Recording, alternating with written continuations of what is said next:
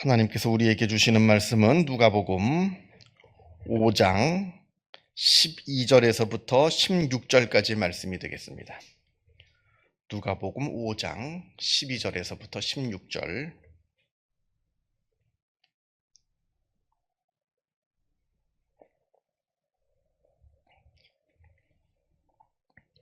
누가복음 5장 12절에서부터 16절까지 말씀 같이 한 목소리로 읽겠습니다.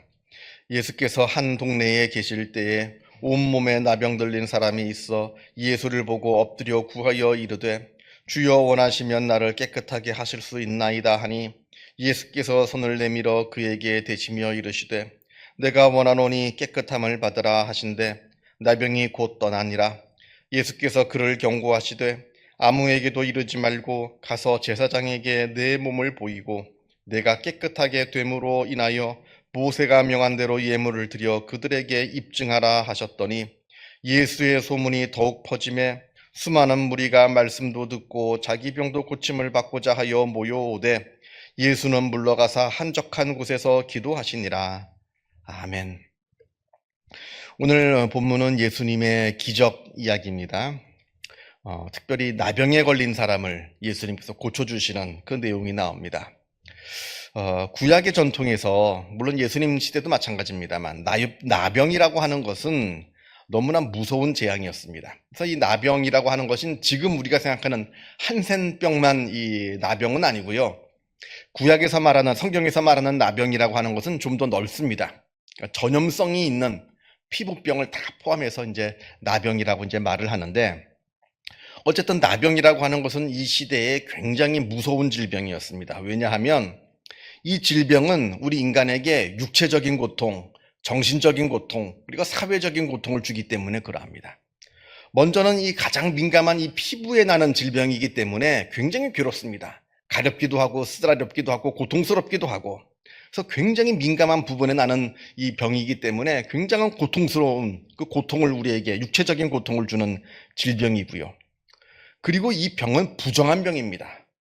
부정한 병이기 때문에 이 병에 걸리면 이 병에 걸린 사람은 부정한 사람이 되는 겁니다. 그러니까 내가 부정한 사람이 되는 거예요. 그러니까 굉장히 마음적으로 영적으로 굉장히 좀 눌림이 있을 겁니다. 정신적인 고통이 있어요. 영적인 고통이 있어요. 몸의 고통뿐만 아니라 나는 부정한 사람이다 라고 하는 정신적인 고통이 있게 되는 것이고요.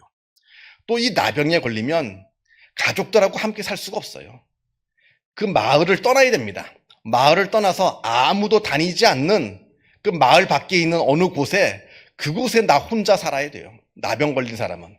사랑하는 가족도 만날 수가 없습니다. 친구도 만날 수가 없습니다. 나병이 완전히 깨끗해지기 전까지는 그 누구를 만날 수가 없습니다. 그러니까 그 사회적인 외로움이라고 하는 것은 이루 말할 수가 없을 겁니다. 그래서 육체적인 고통, 정신적인 고통, 그리고 사회적인 고통, 그렇죠? 큰 고통 속에서 살아가야 하는 것이 이 나병 환자의 이 모습인데, 그런데 오늘 본문을 보면 이 나병 환자가 예수님께 나왔습니다. 아마 마을 안으로 들어간 것 같지는 않고요. 그러면 큰일 나니까요. 죽습니다. 그러면 돌에 맞아 죽으니까. 아마 예수님께서 마을 밖으로 나오셨을 때 그때 이제 아마 예수님께 몰래 가가지고 예수님을 만난 거겠죠. 어쨌든 몰래 만났던 어째 만났던 간에 지금 나병 환자는 굉장한 모험을 하는 겁니다. 이거 사람들한테 알려지면 큰일 나거든요. 나병 환자는 다른 사람을 만날 수가 없어요. 그런데 용기를 내서 예수님께 나아가서 예수님을 만나게 되는 겁니다. 그러면서 예수님을 어렵사리 만나게 된 다음에 예수님 앞에서 무릎을 꿇고 간절하게 엎드려서 구합니다. 주여 원하시면 나를 깨끗하게 하실 수 있나이다. 아주 예수님에 대한 그 믿음이 있어서 예수님께 나옵니다. 그랬더니 예수님께서 하시는 말씀이 깨끗함을 받아라 이렇게 한마디 해주시니까 그 병이 싹 나았습니다. 그러니까 예수님께서 제사장에게 가가지고 네 몸을 보여라. 왜냐하면 나병이 났다는 것을 진단하는 사람이 제사장이었거든요. 옛날 제사장은 다 했습니다. 제사도 드렸고 의사처럼 나병을 진단하기도 하고 나병이 깨끗하게 나았다 하는 것도 또 판정해 주기도 하고, 그러니까 제사장에게 네 몸을 보이고 그리고 다 나았다 하면 또 하나님께 나아가서 율법대로 하나님께 제사를 드려라 이렇게 말씀을 하시면서 예수님께서 한마디 더 하시는데 이 일을 아무에게도 알리지 말라 하십니다. 이 일을 아무에게도 알리지 말라.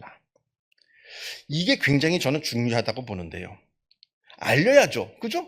아니, 내가 예수님한테 갔더니 예수님이 내 병을 고쳐주셨습니다. 그러면 사람들이 예수님을 더 많이 알 거 아니에요. 홍보가 저절로 되는 건데 왜 예수님은 왜 이 일을 아무에게도 알리지 말라라고 말씀을 하셨을까?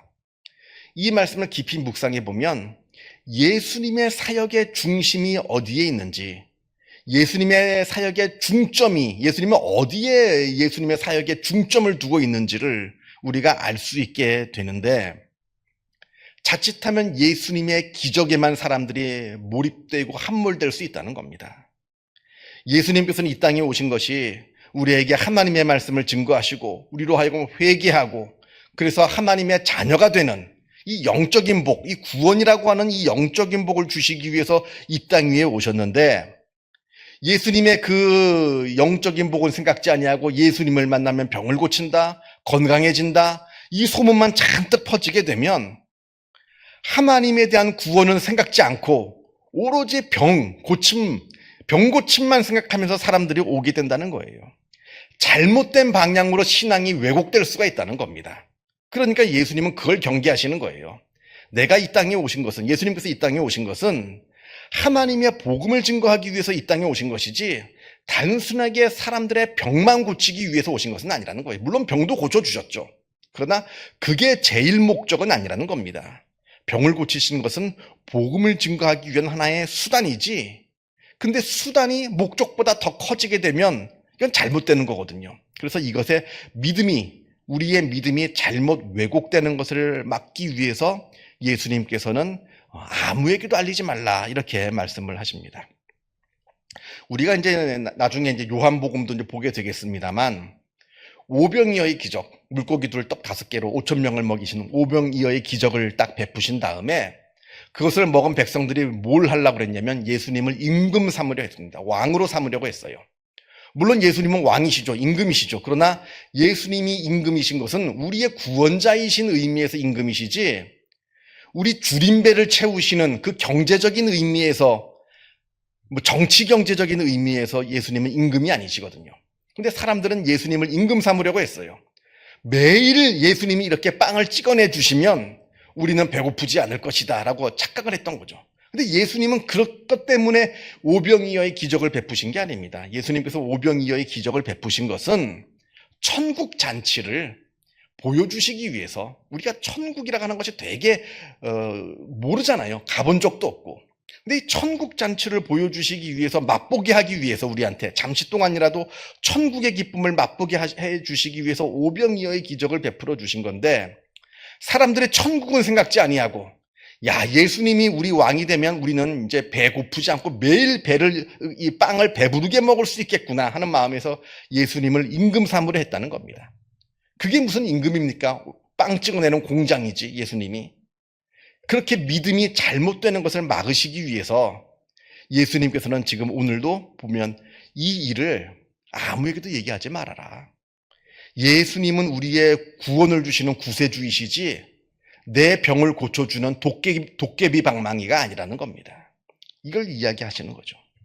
근데 사실 예수님께서 말하지 말라 한다고 사람들이 말하지 않나요? 말을 하죠. 이건 너만 알고 있어. 사실 이 병 예수님이 고쳐주신 거야. 말을 하겠죠. 그렇게 말을 한두 명한테 했더니 이 소문이 또 삽시간에 온 동네에 다 퍼집니다. 막 퍼져나가요. 동네를 넘어서서. 막 예수님에 대한 소문이 막 퍼져나가니까 사람들이 이제 막 병고침을 받으려고, 이 사람도 병고침을 받았으니까 나도 병고침을 받기 위해서 나병도 고쳐주셨는데 다른 병은 너무나 쉽게 고쳐주실 거 아니에요. 그러니까 사람들이 막 구름대처럼 예수님께 몰려오는데, 여기서도 우리가 16절을 보게 되면 예수님께서 그 많은 사람들을 다 고쳐주신 것이 아니라 예수는 물러가사 한적한 곳에서 기도하시니라. 예수님은 아주 야박하게 그 자리를 떠나십니다. 이 말씀을 보더라도 우리가 또다시 한번 생각해 봐야 되는 것인데, 예수님이 지금 마음은 원인데 이 사람들 다 고쳐주고 싶은데 예수님도 사람이신지라 너무 피곤해가지고 마음은 원이로되 육신이 연약하셔서 이 사람들을 못 고쳐주신 것이 아닙니다. 예수님이 일부러 그 자리를 떠나셨어요. 아까 말씀드린 것의 연장선입니다. 여기서 우리가 예수님의 사역에 대한 어떤 분명한 관점을 가지고 있어야 되는데, 우리가 이제 우리가 신앙을 가질 때, 믿음을 가질 때, 예수님뿐만 아니라 하나님하고 우리가 하나님을 믿고 있는 그 신앙 생활을 하는데, 우리가 두 가지의 어떤 균형을 잘 맞췄으면 좋겠습니다. 먼저는 하나님께서는 우리의 질병을 고쳐주시고, 우리의 곤궁함, 우리의 고난을 바로 회복시켜 주시는, 우리를 도와주시는 하나님이세요. 우리가 병들었을 때 기도하면 병을 고침받고, 우리가 경제적인 어려움이 있을 때 하나님께 기도하면 하나님께서 도움을 주시고, 하나님께 우리가 기도하면 기도 응답이 되는 그러한 하나님이십니다. 쉽게 말하면 하나님은 우리에게 기적을 베풀어 주시는 하나님이라는 거예요. 하나님은 분명히 능력 있으신 하나님이십니다. 이게 우리가 분명한 믿음을 가지고 있어야 되고요. 그러나 두 번째, 이게 중요한 것인데, 우리의 삶이라고 하는 것은 이 땅에서의 삶만이 우리의 삶이 아니라는 거예요. 이 땅에서 먹고, 이 땅에서 건강하게 살고, 이 땅에서 행복하게 살고, 이것만이 우리의 삶이 아니라 우리의 삶이라고 하는 것은 내가 죽은 이후에 천국의 삶도 있다는 거예요. 이 땅에서의 삶, 이 세속적인 삶만 우리의 삶이 아니라 영적인 삶도 있다는 겁니다. 근데 생각해 보면 이 땅의 삶보다 이 영적인 삶이 더 중요한 겁니다. 그래서 우리가 이 땅에서 병고침을 받고 부자가 되고 시험에 합격을 하고 성공을 하고 출세를 하고 중요합니다만, 이거에만 우리의 정신이 매몰되어 있으면 이것보다 더 귀한 영적인 은혜를 우리가 잊고 살 때가 많습니다. 그냥 이 땅만 바라보고 사는 거예요. 이 땅만 바라보면서 땅에 떨어져 있는 것만 바라보며 사는 겁니다.